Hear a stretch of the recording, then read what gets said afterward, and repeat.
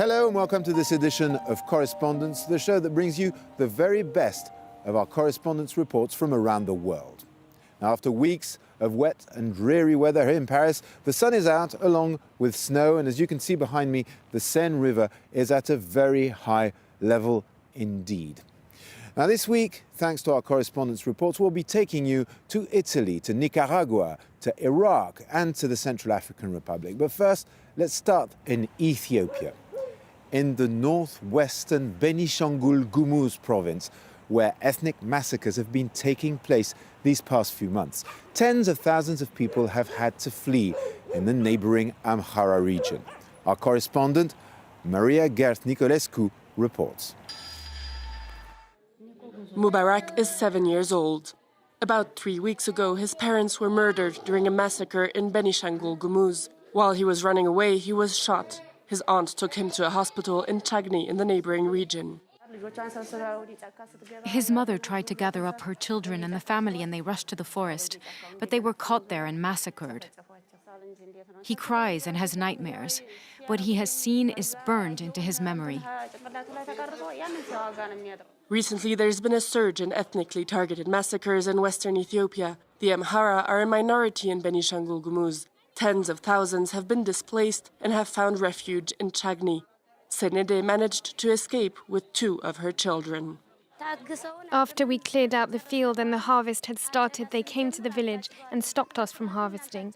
I had been staying at home with the baby and couldn't farm or help with the work, but my sisters and brothers are dead. Most of the displaced say armed members of the Gumuz ethnic group were behind the bloodshed. Here, communities are constitutionally deemed to be either native to the region or outsiders with unequal territorial rights. Recently, competition for land and rising Amhara nationalism have reignited tensions. Along this road, villages stand empty. Access to Benishangul Gumuz has become difficult because of the insecurity. The native Shinashas are one of several ethnic groups that have been attacked. Gumuz communities have also been targeted. Many Gumus are also victims. In the Wambera district, many of my relatives have been killed. We can't say that everyone in the Gumus community is a criminal. This is a very big mistake. Because of resulting stigmatization, Gumus and other locals are scared to leave the region. Many hide in the forests instead. Some crossed over to Sudan. The government has declared a regional state of emergency and mediation has begun, but most displaced people say they're too scared to ever come back home. In the Central African Republic, the army is still battling a coalition of rebel groups. And the situation is complicated. The main trade route to neighboring Cameroon has been shut due to the clashes, and now food shortages are beginning to appear in Bangui. Prices have skyrocketed and local residents are worried. Clément Di Roma, our correspondent in the car capital, went to meet them. Merci à Dieu, les gens passent un peu de l'autre côté du Congo. Et ça vient un peu, mais le grand route d'ici là, c'est bloqué complètement. Il n'y a rien qui vient. Si les prix augmentent encore beaucoup plus, là, on ne va pas s'en sortir et les activités seront bloquées. A group of forensic experts in Baghdad, Iraq, are working to identify the hundreds of bodies found in the mass graves left by the Islamic State group. DNA and other cutting-edge techniques are being used to bring closure to families. Lucille Wasserman and Jack Hewson went to visit the lab. Beware, some pictures may be shocking to sensitive audiences. Here at the Forensic Institute of Baghdad, bodies found in mass graves around the village of Kosho are being examined. The objective? To identify the victims and establish the causes of death. When we analyze these remains, we make what we call a biological profile. We estimate the sex, the age, and the stature for each cases. Everything that is found in these mass graves is analysed, including the clothes. Most of these Yazidi victims were women, children, and the elderly. As you can see, the clothes and this a small shirt referring to younger men. And if we can see the bone of the case, we can also estimate that this victim is less than 17 years old. This lab has played a major role in healing the traumas of Daesh. It's here that the remains of victims of the extremist Sunni group have been identified, and the evidence which has been provided by this lab may be used in trials in future, helping to bring closure and justice to the families of the victims. In addition to the analysis of bones, DNA samples are decisive in the identification process. The director of the department showed us around his laboratory. The living person, you can use the profile of its eyes or for his fingers, but in the mass graves or the dead people buried for more than a year, just only method to identify this person is depend on the DNA. Samples are then taken from the local population to establish genetic connections. But this can be difficult in cases where multiple family members have been killed. Sometimes in the Kojo missing person, there is more than one member from this family is missing. Just only one is still alive. So it is very, very difficult to identify this missing person. More than 500 bodies have been analysed in recent years, of which 104 have been identified. Daesh left more than 200 mass graves, containing up to 12,000 bodies according to the UN, making this work the beginning of a long process of identification. Now to Rome, Italy, where restaurants and museums have reopened. Of course, strict social distancing rules apply, but Romans can meet up for a bite at the trattoria or visit one of the city's amazing and nearly empty museums. It's a report by Natalia Mendoza. At last, the moment Italians have been waiting for impatiently, to be able to enjoy a meal on a restaurant terrace.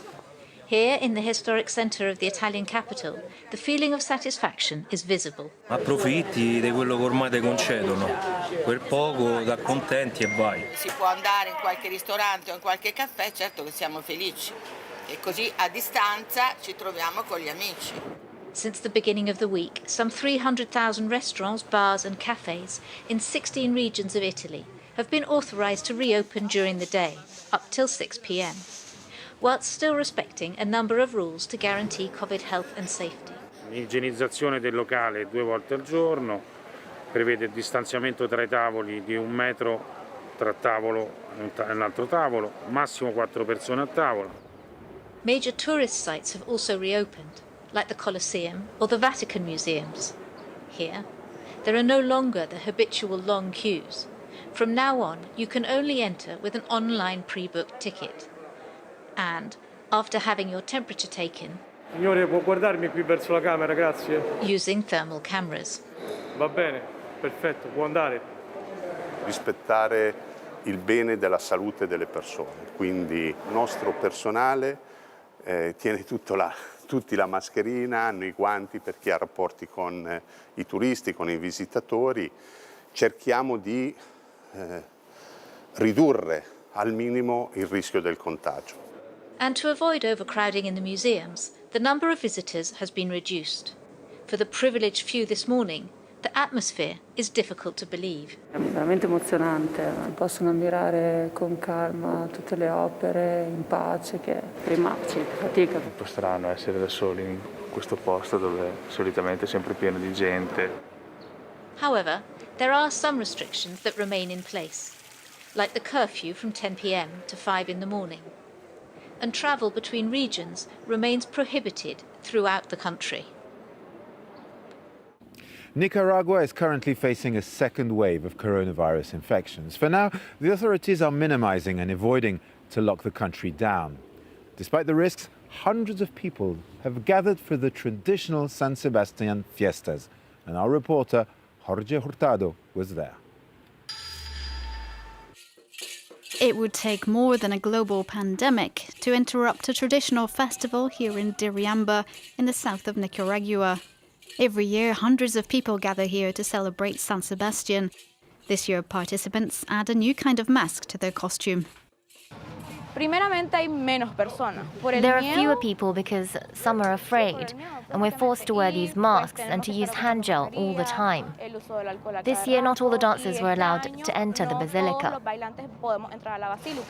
Marlon Flores leads this troupe of more than 100 dancers. He's taking part in the celebrations out of a sense of duty to preserve his heritage and to perform an act of faith. The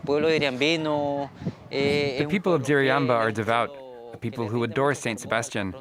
So we have adapted and taken the sanitary measures necessary to be able to celebrate this feast. Inside the church, access is limited, but outside, local authorities allow participants to dance in the streets.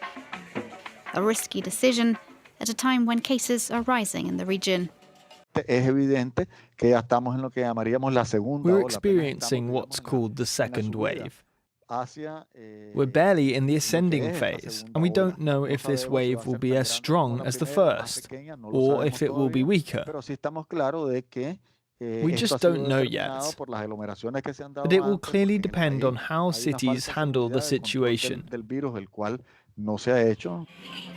Since the beginning of the pandemic, authorities have registered 168 deaths, but NGOs believe the real figure is closer to 3,000. No lockdown has been put in place in Nicaragua since the start of the pandemic, and festivals like this one are still being encouraged.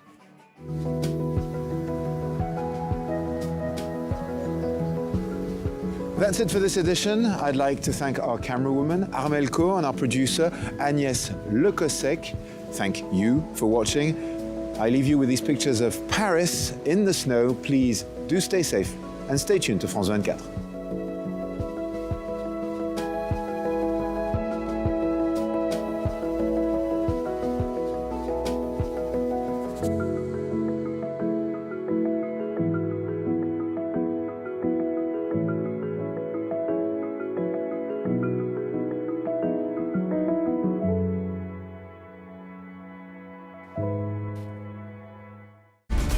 Allez-y, filmez!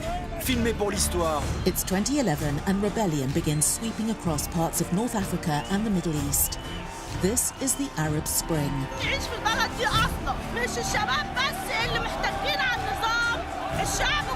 From Tunisia to Egypt, from Syria to Yemen, thousands of people defied the authorities and risked their lives to demand freedom, equality, and better lives. Confronting police who are shooting tear gas directly at them, as you can see behind me.